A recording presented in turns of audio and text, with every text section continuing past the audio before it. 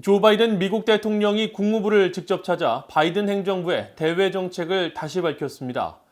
동맹과의 관계 회복 등 대외 정책의 큰 변화를 통해 과거 미국의 영향력을 되찾겠다는 점을 분명히 했는데, 특히 중국과 러시아 등의 위협에는 적극적으로 대응하겠다고 강조했습니다. 첫 소식 함지하 기자가 보도합니다. 조 바이든 미국 대통령이 국무부를 직접 방문해 미국 대외 정책에 대한 입장을 천명했습니다. 바이든 대통령은 미국이 다시 돌아왔다는 점을 거듭 강조하면서 동맹과의 관계 회복을 통해 직면한 여러 외교 문제를 해결하겠다는 뜻을 밝혔습니다. So is the message I want the world to hear today. America is back. America is back. Diplomacy is back at the center of our foreign policy. As I said in my inaugural address, we will repair our alliances and engage with the world once again, not to meet yesterday's challenges, but today's and tomorrow's.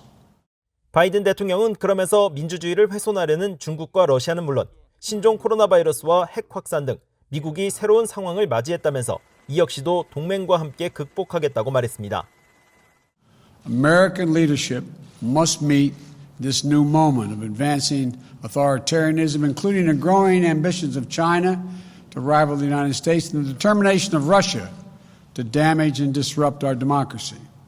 We must meet the new moment accelerating global challenges, from the pandemic to the climate crisis to nuclear proliferation.